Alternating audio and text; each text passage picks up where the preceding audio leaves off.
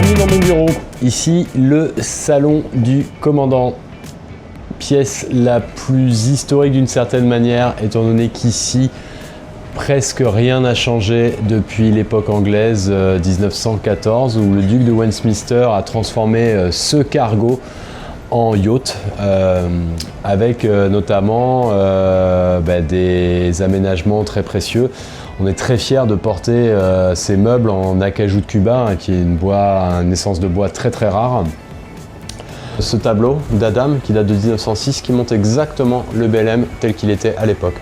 Donc on voit que le Belém a évolué, des roofs se sont rajoutés. Ici c'était le poste équipage qui a été transformé en cuisine, un grand roof, un petit roof, une surélévation de la dunette derrière, une mâture en bois intégrale.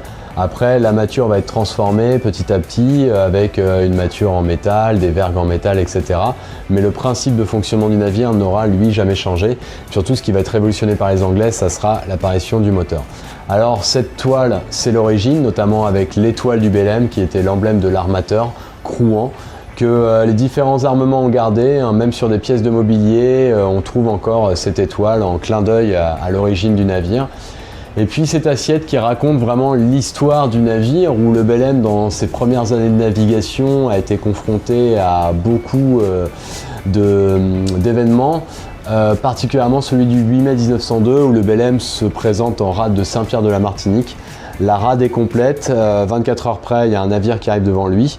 N'ayant pas d'ordre, le commandant, à l'époque Chauvelon, décide d'aller dans le côté est de la Martinique, dans le havre du Robert. Et quelques semaines plus tard, le 8 mai 1902, la montagne Pelée, le volcan qui domine la ville de Saint-Pierre, explosera, ravageant entièrement la ville de Saint-Pierre de la Martinique et coulant tous les navires sur rade. Donc le seul survivant de ce drame, qui fera près de 30 000 morts, ça sera le Belém. À partir de cette date, c'est vrai qu'on considère que le Belém est un navire chanceux qui porte une bonne étoile, comme quoi l'étoile, ça lui était bien préfiguré, qui lui permettra de passer au travers de la Première Guerre mondiale, d'être protégé par les Anglais, Seconde Guerre mondiale aussi, de continuer de naviguer sous les couleurs italiennes, et puis surtout ce sauvetage incroyable fait par la Fondation Belém avec le mécénat des caisses d'épargne depuis près de 40 ans.